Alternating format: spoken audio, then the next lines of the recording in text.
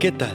Bienvenidos una vez más al devocional con el pastor Gerson González, donde día a día nos acercamos a las Escrituras para conocer y experimentar el poder del Evangelio. Deseamos que seas grandemente bendecido mientras escuchamos la palabra de Dios, porque la palabra de Dios no está presa. Comenzamos. Muy buenos días, excelente martes. Hemos venido considerando la oración de Jesús específicamente por sus discípulos en Juan 17 y estamos examinando ahora la parte del 6 al 12. Hemos contestado la pregunta, ¿qué es un discípulo?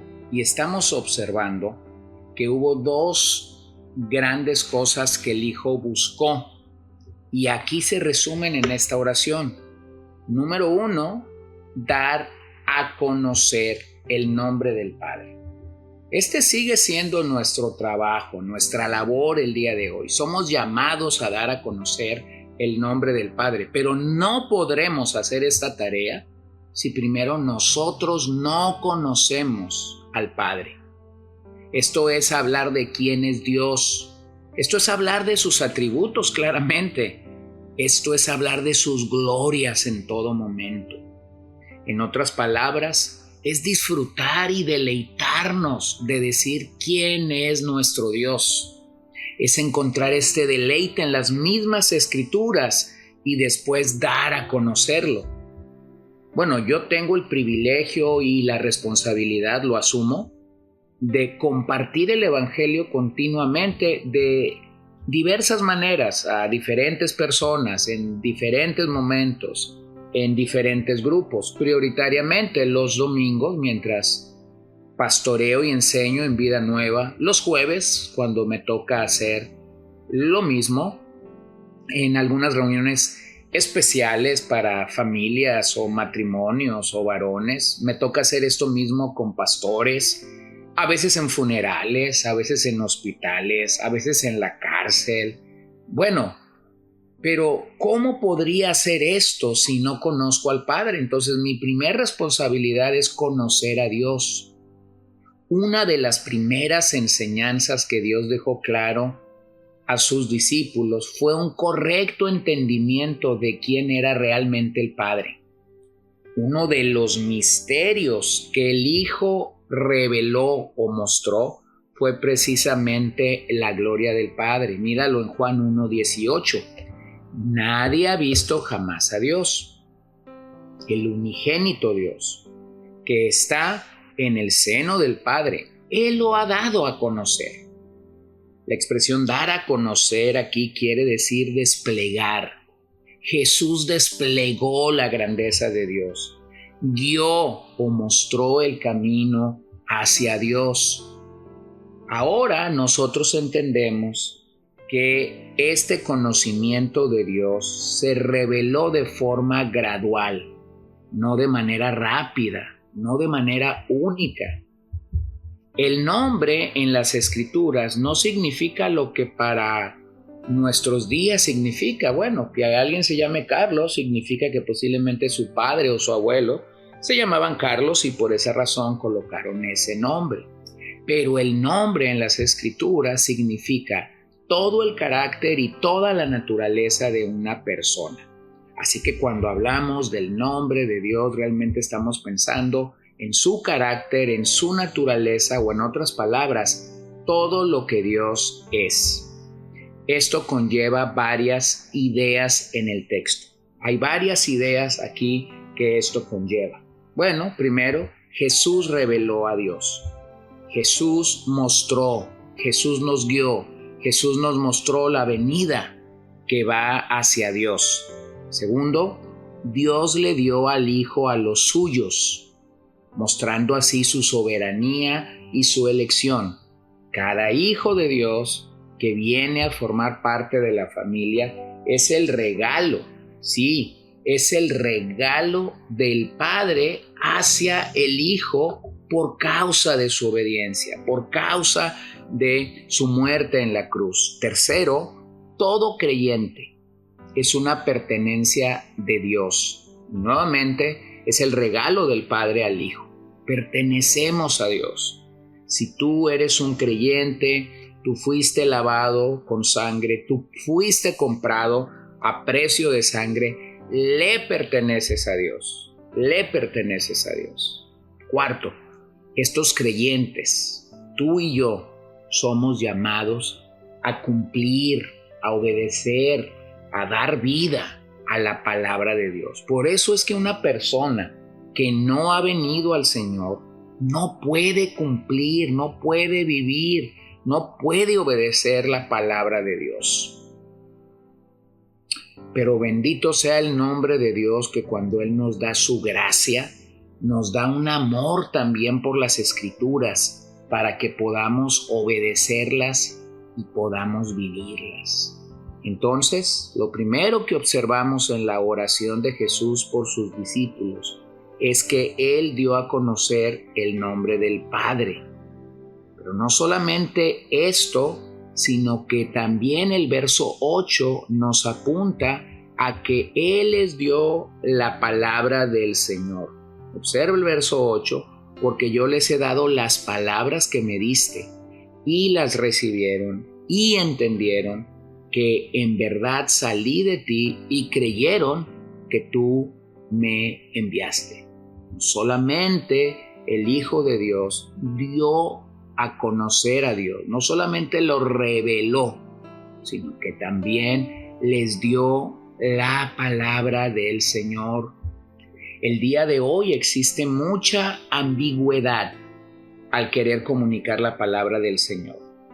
El llamado de todo predicador es ser claro. Nosotros, quienes tenemos la oportunidad y la responsabilidad múltiple de compartir o de predicar el Evangelio, somos llamados por las propias Escrituras a ser claros al momento de comunicar la palabra de Dios. ¿Quién es nuestro ejemplo de esto? Jesús mismo. En algunos ambientes eclesiales pareciera ser que la oratoria, la retórica, la elegancia, el estilo del predicador, incluso la academia está gobernando. Bueno, yo pudiera escuchar a cierto maestro superdotado y que maneja cierta terminología y pudiera disfrutarlo, pero no es el común denominador de la gente a la que predicamos. Observemos de Jesús que no solo entregó conceptos, que no solo entregó principios, sino que Él mismo, como autor de las Escrituras, entregó las palabras de su Padre a la gente, estas palabras que tienen el poder de dar vida. Estas palabras que entregó Jesús mostraron el corazón pastoral de Dios. Cuando leemos las Escrituras nos damos cuenta que Jesús mismo era la encarnación y la revelación de Dios. Por lo tanto, esta es la manera como ellos, los discípulos, recibieron la palabra del Señor de forma directa. Tenemos que recordar que el día de hoy nosotros somos tan bendecidos de haber recibido el Verbo encarnado, es decir, la palabra encarnada en la persona de Jesús, y también de haber recibido la palabra escrita, las Escrituras. Así que deleítate en lo que estos pasajes del Evangelio de Juan nos dice. Juan 6:63. El Espíritu es el que da vida. La carne para nada aprovecha. Las palabras que yo les he hablado son espíritu y son vida. Así que lo que la palabra de Dios está haciendo de manera continua por nosotros es darnos vida. Y si somos sensibles, vamos a recibir la vida de Dios. Juan 6:68, Simón Pedro le respondió: Señor, ¿a quién iremos? Tú tienes palabras de vida eterna. Las palabras de Dios son vida eterna para nuestra alma.